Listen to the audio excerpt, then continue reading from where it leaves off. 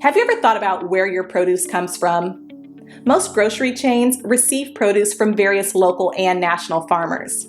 In fact, there are about 3.4 million farmers in the United States today. But of that staggering number, only 45,000 are Black farmers. At the Better Buggy, we are a proud group of Atlanta-based Black-owned farmers, selling produce locally and nationwide. Our easy-to-navigate online platform makes it easy for you to make a one-time purchase or to simplify your life by subscribing to our weekly produce box. Whichever frequency you choose, you can order with confidence, knowing you'll receive 100% organic farm-fresh produce. If you're looking for a thoughtful gift for a loved one that they'd actually find useful, be sure to pop by our online store where you can snag a gift card your recipient can use to order their own produce and t-shirts. Ready to start supporting local Black-owned farms and making healthier food decisions? Visit thebetterbuggy.com now to start shopping. Ladies and gentlemen, this young woman that you're looking at, she plays softball for her high school. And at one game, and they were actually winning the game, two umpires told her to cut her hair. One umpire was white, one umpire was Black. And see, one thing we have to do is teach our children not to compromise when it comes down to their hair. Because you know what? Only Black kids get picked, on by adults in schools over their hair. They sure don't pick on white students at all, just Black students. And this seems to be a yearly problem that never seems to go away. Now, when you look at her braids are very neat. As to all of the other children that got complained about. One thing that is definitely very obvious is these, they take good care of their hair. So this came out in Negrio, May 14th, 2021. Black North Carolina softball player 16 told to cut her hair by umpires at game.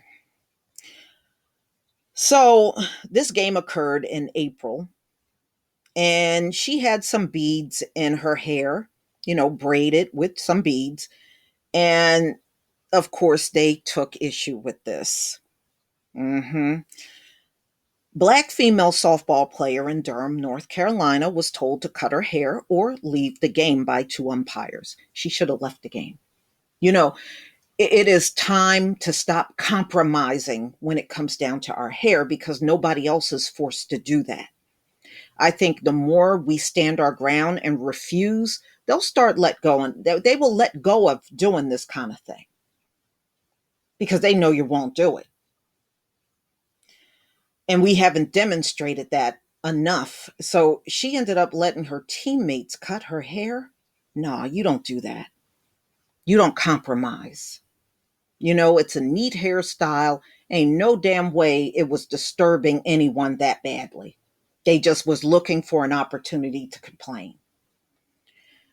Nicole Pyles, 16 years old, told a local news outlet that she was playing for Hillside High School in April when two umpires told her she would have to take her beads out of her hair or leave the game against rival team Jordan High School. The teen said she let her teammates cut her hair to remove the beads to stay in the game. You do the opposite. You walk the hell away. Seriously, you walk away. It was humiliating, Pyles said. Why do I have to take away from myself to play this game where we are actually doing well? I'm embarrassed because you picked on me in front of all of these people for no reason. The base coach was white and the home plate umpire was Black. Pyles noted that she felt that the treatment, particularly by the base umpire, was unfair. So she's talking about the white woman. Okay.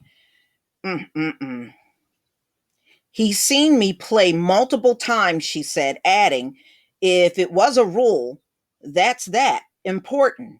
Why wasn't it enforced the first time you spoke to me or you saw me come on the field or off the field or any of that?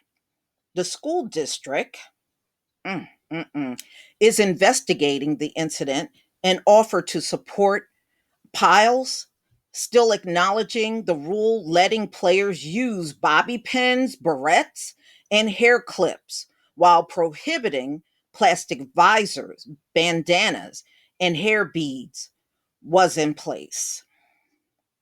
North Carolina High School Athletic Association has sided with the umpire. Of course they did. This is not a new rule, and when the violation was noticed by an umpire, the proper determination of illegal equipment was verified. We emphasize with the student athlete and her experience. It is truly unfortunate that we believe this situation should never have occurred. Yeah, why would you all of a sudden notice this in the middle of a game? The NCHSAA expectations is that coaches, wow, sorry about that. This thing is like jumping around. So, in other words, what they're saying is they side with them. They said this was already on the books.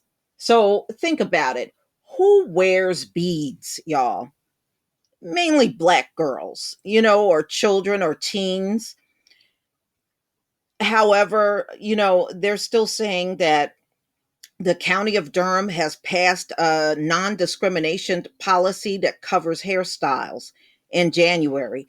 However, hair beads are still banned by the school district.